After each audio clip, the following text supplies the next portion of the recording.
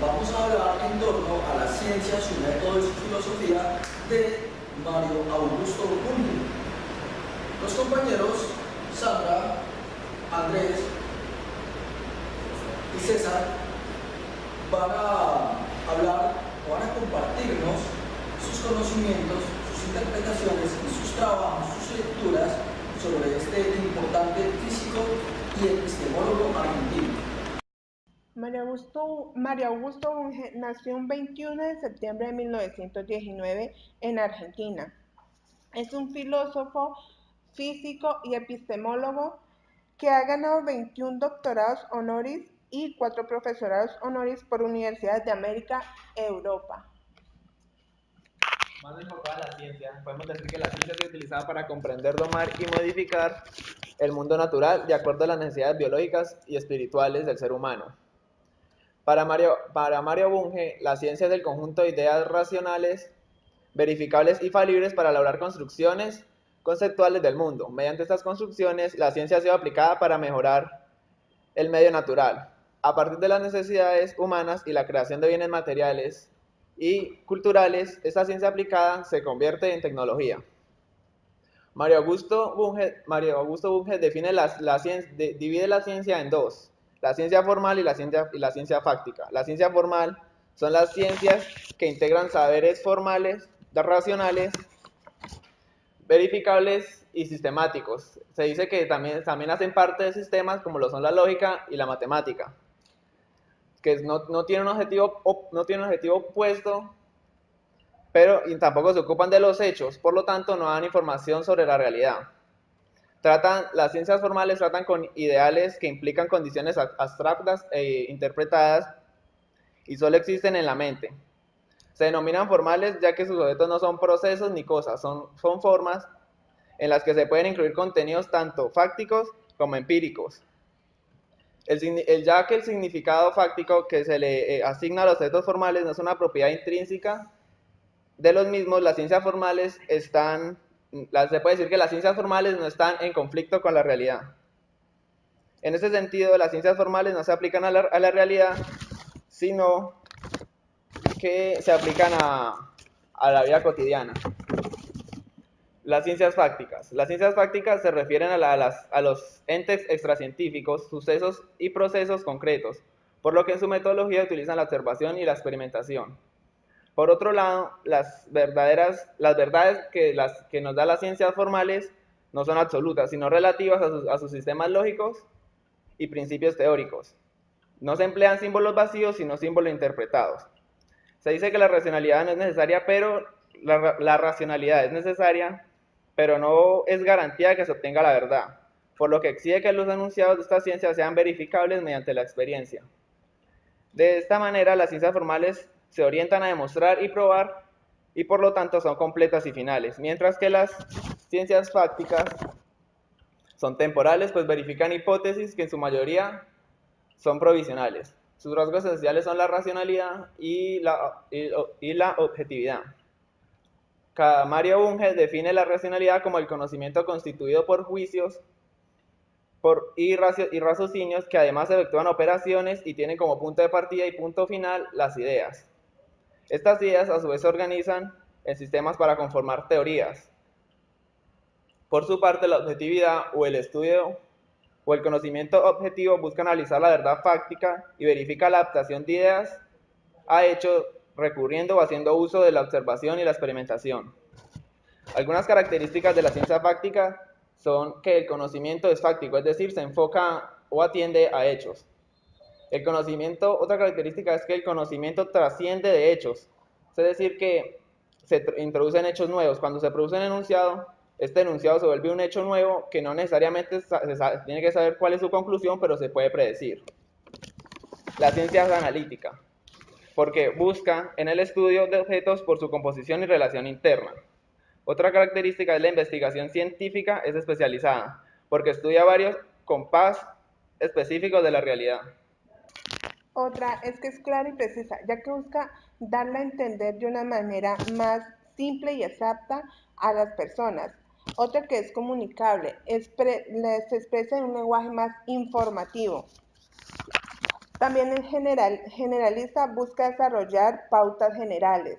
Legal, ya que busca las leyes y pautas generales como invariantes y esencial en los fenómenos. Es sistemática, ya que la teoría y las hipótesis van de la mano, son tan unidas que al hacer un cambio en una hipótesis puede cambiar las teorías o un grupo teórico bastante. Ya es explicativa. Mediante los principios y las leyes explican los hechos o fenómenos de la realidad. Es predictiva. Hace predicciones detalladas y perfectibles. Es verificable porque sus afirmaciones pueden ser sometidas a pruebas por medio de experimentos. Es abierta porque es mejorable, factible, refutable y no es un dogma. Es útil por ser eficaz en la predicción de herramientas para manipular eficazmente la realidad, promoviendo la tecnología que es muy útil para la humanidad. Unas características de las ciencias formales. Las ciencias formales son deductivas, demuestran o prueban. También los enunciados formales consisten en relaciones entre signos. En las ciencias el conocimiento es construido mediante la investigación científica siguiendo los pasos del método científico. Esos son 5 pasos, que es primero, es plantear un problema, construir una hipótesis o marco teórico, hacer unas predicciones, consecuencias particulares, y la cuarta es probar la hipótesis y por último dar conclusión a la teoría. Si en las predicciones o en los experimentos fallan, se tiene que volver a hacer el método teórico. Si están todo bien, entonces se da conclusión y se anexa a la nueva teoría, La filosofía acepta el método científico para plantear cuestiones fácticas racionales y para probar respuestas probables en los otros campos. Bueno, ya para continuar, Mario Alberto Bunge nos presenta 4 tipos de leyes, las cuales pueden encontrarse dentro de la ciencia. Entre ellas, la primera ley, que él mismo la denomina simplemente como ley, y esta son todas las declaraciones. La primera ley, él simplemente la denomina como ley, y estas son todas las declaraciones constantes y objetivas y con pautas invariables que siempre van a estar en la misma forma. Un ejemplo claro de ella se puede ver en la primera ley de Newton, en la física, que un objeto que está en quietud o en movimiento permanecerá así siempre y cuando no se le aplique una fuerza sobre él. La segunda ley es el enunciado nomológico o enunciado de ley. Esta consiste en designar toda hipótesis general. Ley 2. En la ley 2 es el enunciado nomológico o enunciado de ley. Esta ley consiste en designar toda hipótesis general que tiene como referente mediante una ley y que constituye una reconstrucción conceptual de ella. Con ella también podemos hacer un ejemplo basado en la primera ley de Newton, que dice que un objeto que se encuentra colgado al vacío permanecerá en movimiento siempre y cuando no se aplique una fuerza que la detenga. La tercera ley es el enunciado nomopragmático. Esta dice que toda regla mediante la cual, la tercera ley es el enunciado nomopragmático. Dice que toda regla mediante la cual puede regularse exitosamente sí o no una conducta. Es decir, es una norma en la cual podemos predecir un evento. Un ejemplo de ello también, según las leyes de la física, que si tenemos una cuerda y a ella se le agrega una masa y esta está en constante movimiento, es decir, dando vueltas, si cortamos la cuerda, con esta podemos predecir la velocidad y la dirección con la que sale la masa. La cuarta ley es la de enunciados metanomológicos.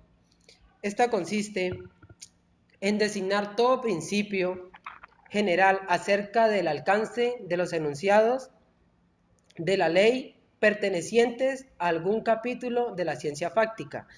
En la física, el ejemplo podría ser de extraer una ley, la cual sería en un estudio, el ejemplo, podríamos extraer una ley que sería toda variable, que no se tenga en cuenta un estudio que pueda afectar los resultados para extraer una ley general.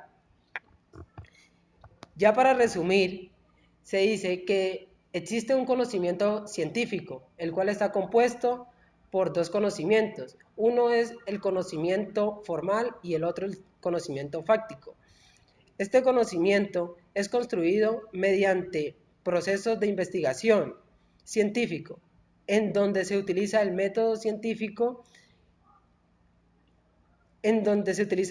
científico para su elaboración, y a su vez el conocimiento es un sistema compuesto por teorías e hipótesis que están cohesionadas entre sí, formando un sistema robusto y consistente, explicando los hechos de la realidad. Bien, tomando en cuenta entonces los aportes de Mario Augusto Bunge a la ciencia, podríamos decir que es importante tener una distinción en cuanto a lo que son las ciencias fácticas y las ciencias formales. Todo el tiempo estamos hablando de la lógica, de la matemática, estamos hablando de química, de biología, a través de distintas percepciones científicas, pero es importante tomar en cuenta esta diferenciación. Es importante también el aporte que nos hace Bunge, ya que nos permite tener una mayor percepción en torno a lo que son las ciencias como tal y asimismo tener una mayor contribución al mundo del conocimiento. Gracias. No se les olvide dar me gusta y suscribirse a mi canal. Los espero próximamente para nuevos videos.